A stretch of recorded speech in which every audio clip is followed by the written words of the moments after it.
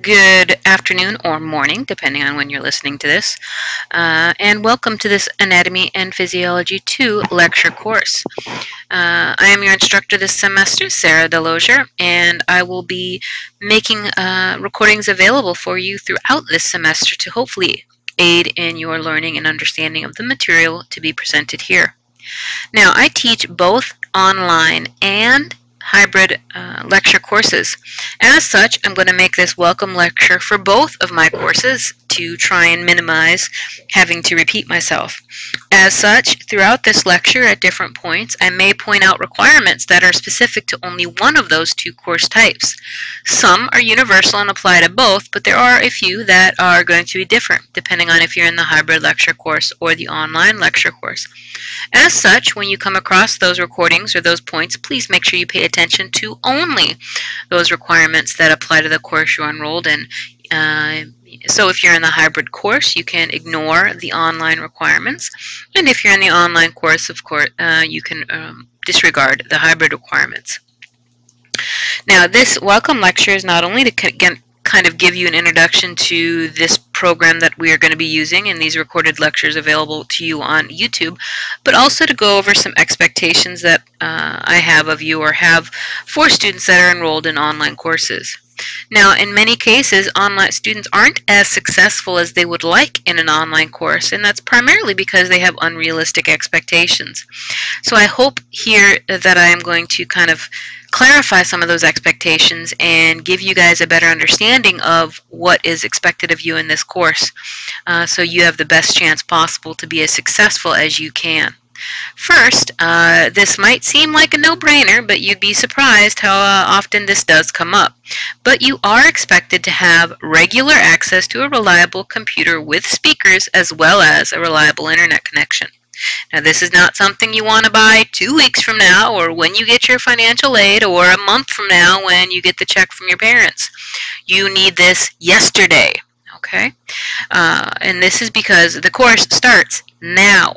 You will have a deadline within the next month in which assignments are due. And if you put off getting access to a computer or internet, you are going to get yourself way behind. And that is the best way to set yourself up for failure.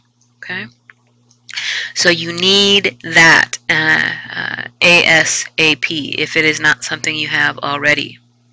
In addition, if you have a computer, particularly laptops tend to have this issue that does not play sound very well, you're also going to need to make sure you have access to headphones of some sort. And finally, if you are in the online course, you will also need to make sure that you have access to a webcam and microphone.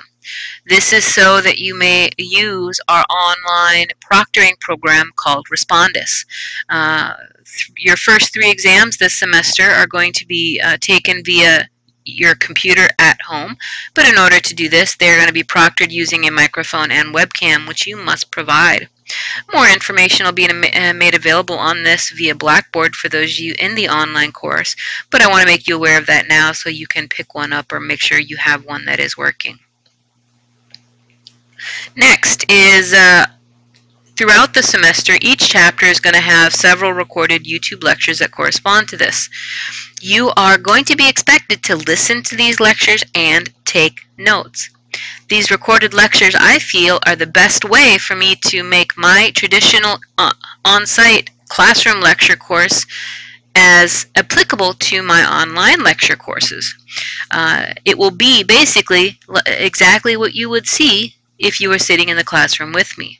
As such, you would be taking notes if you were sitting in the classroom with me, so take notes from these recorded lectures.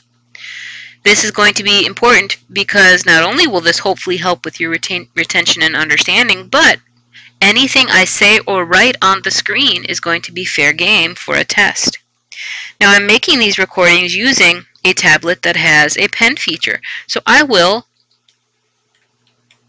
write notes or important information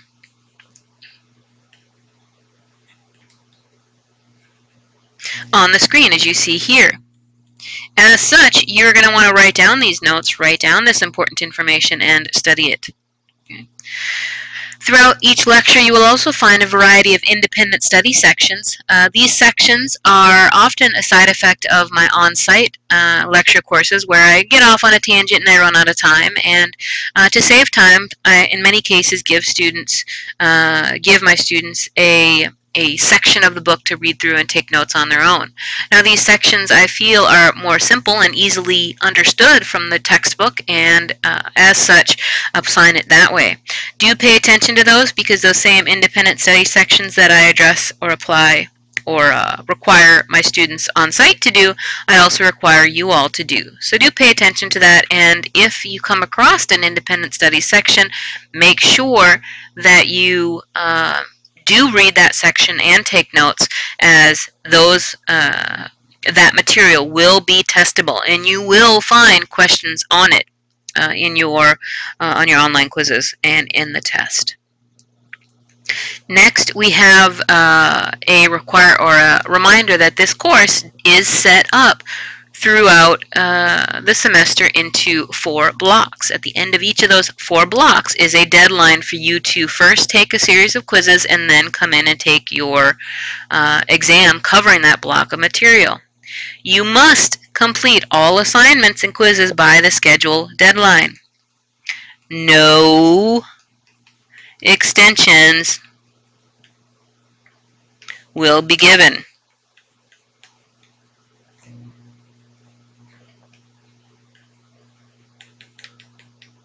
Now, I say no, and for the most part, no. I think throughout all of the semesters I've been doing this, which has been going on almost 10 now, 10 years I should say, not 10 semesters, 10 years, can count on maybe one hand the number of times I've given extensions.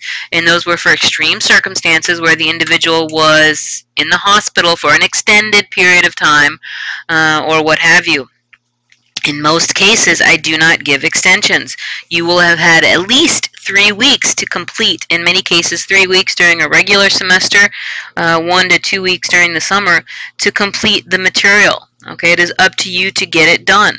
That being said, do not, I repeat, do not wait until the last minute. If you wait until the last minute and you miss the deadline because you thought the deadline was at midnight, because that's when your other online class deadline is, but my deadline was at 7 p.m. and oops, it's 8 and you didn't get the job done, you are not going to get an extension. So pay attention.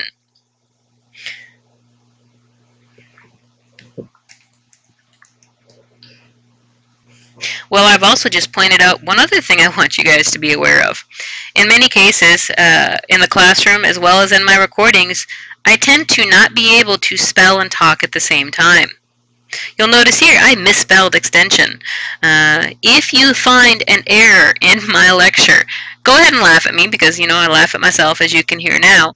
But if you think you have found an error in my lecture for whatever reason, please send me an email with the lecture and what you think is wrong, so I can either clarify it for you if it is in fact actually correct, or go ahead and fix it if it is incorrect. This happens all the time in my traditional lecture classes, but I've got a room of 30 students there that are going to raise their hand and call me on it, which I want them to do because I want to make sure they're getting the right information. I don't have those 30 students to call me on something inaccurate or incorrect in a recorded lecture. That becomes your responsibility. So please, by all means, if you think you have found an error in one of my recordings, send me an email so I can clarify or correct.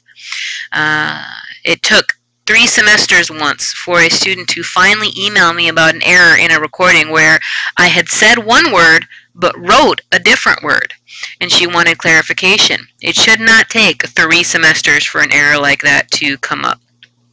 Okay, so we're just going to go ahead and move on now and get that horrible spelling error off the screen and come up with the last requirement or expectation for this course. Now, this expectation will differ depending on if you are in an online course or a hybrid course. So first, I'm going to start with the hybrid course requirements. Your hybrid course requirement, for the hybrid course, I should say, you are expected to come to campus once a week for on-site in-class discussions. These weekly discussions will also be when you would take your exams. Now, For the hybrid course, not only do you need to show up for these weekly discussions, you also need to have completed the appropriate material on your own before coming to this class. So when you come to class, we can go over any questions that you have about the material that you are, say, confused about. And you will also have the best understanding of the material in order to complete the in-class assignment or case study, whatever may be assigned. Okay. Now, if you are in an online course, you obviously don't have to come to campus on a weekly basis. However, you will be required to come to campus to take your final exam. You will have a series of dates available, at least 2 dates available for you to take your final exam. So look at those up at the beginning of the semester and make sure you make the appropriate accommodations and scheduling in order for you to come to campus to take that final exam in person. So now let's talk about a few myths about online and hybrid courses that get students into trouble if they are relying too heavily on them. First myth, online and hybrid courses are easier than traditional face-to-face courses. This by far is the biggest issue that I have with students, and it is by far the most false myth. In fact, online and hybrid courses tend to be harder for a variety of reasons. Not because the material is any harder. I do my darndest to make sure the material and requirements for my online course are the same as my traditional lecture course, yet my online course averages tend to always be a little bit lower. Primary reason for that is because students in the online course underestimate what is expected of them. They also do not schedule the course accordingly. One of the first questions I ask students that come from my online course to talk about their grade and figure out why they're doing so poorly is, how much time do you spend studying? And they spend a minuscule amount of time compared to what is necessary for this course. So you need to make sure that you schedule this time accordingly. You will need as much, if not more, time available to you to complete this online class than you would if this was a traditional lecture course. The only difference is you get to pick the time. Okay? So please put in the time necessary to be successful in this course, because that is the #1 way that I have seen over the many years of teaching online courses in which students are not successful, is they just do not put the time in. Now, next thing is that since there are no time or place limits, I can do all my assignments at once and not really have to attend class. Now, it's true you don't have to come to a campus and attend a physical class, but you need to treat this like a class and schedule it into your week. Now, you can schedule it into your week to say that at 11 p.m. on Monday, Wednesdays, and Fridays, I'm going to do my A&P work. That's great. But you need to schedule it into your day and into your week, and you need to stick to the schedule, because if you keep putting it off, you are setting yourself up for failure. Another one of the major issues that set students up for failure is how they wait until the week before the deadline is due to do all the work. It is practically impossible to learn all of the material necessary, not only learn it, but understand it, if you wait until the last minute. Not only will you not necessarily understand the material, but you definitely aren't going to retain it. And this course is cumulative. The material you learn in Chapter 18 is going to be required for you to understand Chapters 19, 20, 21, and so on and so forth. So if you didn't understand and retain Chapter 18, you are going to struggle in Chapter 19. And that will just continue and snowball throughout the semester, resulting in a grade much lower than you would have liked. In addition, remember, deadlines will not be extended. If you wait until the last minute and you miss your deadline, you will likely not get an extension, so do not count on that, okay? Now, since this is a hybrid online course, it's flexible. It's okay for me to take a cruise in the middle of the semester, or I can just, take a couple weeks off, no big deal. Now, this is true that students that take online hybrid courses do so for the flexibility, but deadlines are deadlines. Do not plan on missing weeks at a time and, again, being able to be successful. Okay? If you do miss a deadline because of a, scheduled vacation in the middle of the semester, it will result in a 0. So do be aware of that.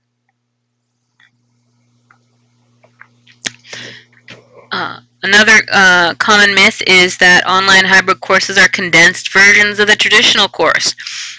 This is by far a big, big no. The material in this course is identical to the material that's presented in my classroom. I do my darndest to make sure that students in my traditional class and students in my online class are presented with as close to the same material as possible. As such, my traditional lecture course students take the exact same exam that I administer to my online courses. So it is the exact same material. And you are getting the exact same examinations, etc. For this course. So it is not easier. It is not a simplified course. It is just as difficult and challenging whether you're in my traditional class or in my online class. Finally, kind of connecting back to that first one, my online hybrid course is also a computer basics course. This is a no. If you are a student that does not have internet and word processing capabilities, you do not want to take this course at all. Okay? Not knowing how to email, not knowing how to use Blackboard are not acceptable excuses for missing a deadline. You need to have these skills prior to taking this course. You also will need minimal typing skills in order to work the keyboard and complete a variety of the assignments that are given to you. So again, if you do not have basic computer skills, if you had trouble getting to this point in the course, you may want to consider taking a different course because this would not be the one for you. Finally, tips for success. Do not procrastinate. Again, the #1 reason students do poorly in this course is they put it off. They think, oh, I've got 3 weeks to complete that. I'm not going to worry about it. Problem is, you have 3 weeks to complete a lot of material. You have to not only read the book, you need to listen to the lectures, you need to take notes, and then study. And if there's any material in there that you don't understand, you need to go back and re-listen to the lecture, email me, or come see me during my office hours. And this is time-consuming. Again, I recommend creating a schedule like you would if you were coming to campus. So if you were taking a Monday, Wednesday, Friday 9 to 9:50 class, and you would be listening to me in a classroom Monday, Wednesday, Friday 9 to 9:50, well, treat this online course like that. Take it and schedule it into your week and say that on Mondays, Wednesdays, and Fridays from 3 to 3:50 I am going to work on A&P material. Do that. And do that so that you spend around 12 to 15 hours a week doing this. And when I say 12 to 15 hours, I mean in totality of listening to lectures, reading the book, and studying. That is typically the bare minimum necessary for a student to be successful in an online course. So spending 12 to 15 hours a week listening to lectures, reading your book, doing homework, studying, and taking quizzes is the way for you to be successful in this course. If you wait till the last minute, you will more than likely be unsuccessful and get grades lower than you would like. Next, treat these recorded YouTube lectures as if you were in an actual classroom. Take notes, jot things down, jot down questions, look up the answers to those questions. If you can't find those questions, email me for clarification. Answer the questions I pose to you. See if you get them right. If you don't get them right, go back and try to figure out why my answer was correct and yours wasn't. Be interactive with the lectures because that interaction adds to your learning and retention. If you have a question about a topic and you've read the book and you don't get it, you've listened to the recorded lecture and you don't get it, and you're still struggling, shoot me an email. I will be happy to clarify via email, or even better yet, come by my office hours. I promise I don't bite. You know, and although for some reason students find me intimidating, I am sweet as can be. At least I think I am. I don't know. You may have to ask some past students of their impression, but I think I'm sweet as can be. And so does my mom, so that's all that matters. That being said, I am here for you. Whether you find me or any other student teacher intimidating, Get your money's worth. I have office hours, and they need to be used, so come make use of them. Now, just like I told you to listen to your lectures actively, also read your book actively. Take notes in the margin or on your own sheet of paper. Highlight. Pose questions as you read. If something seems funky, write down the question. It will likely either be answered in future sections, or if it's not answered, then it's a good question to pose to me. And again, the more you interact with the material, hopefully the better you'll understand it and retain it.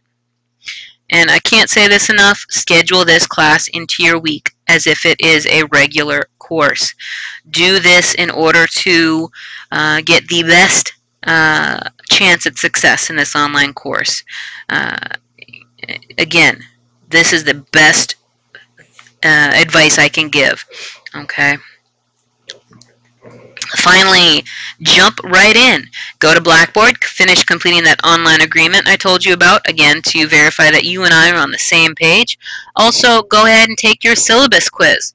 Now, the syllabus quiz is a way for me to make sure that you understand the major requirements for this course, and to make sure you and I are on the same page. And, of course, to have a signed document that says, yes, you were aware of X, Y, and Z. In order to make sure that you do complete the syllabus quiz, I have kind of made it tricky for you, and I have blocked access to your notes until you've completed the syllabus quiz. So make sure you get that done sooner rather than later. And finally, once you've done all that, jump right in. Go ahead and print out the PowerPoints for Chapter 18. Start reading Chapter 18, and then, of course, listen to the corresponding lecture. And by all means, I am not as scary as I might sound to you. I am here to give you the best chance at success, but realize I am not going to chase after you. I am going to walk right along with you to get you to the level of understanding that you need and want to be at, but you need to make that first step. Okay, so good luck this semester, and I look forward to meeting and hearing from all of you regularly.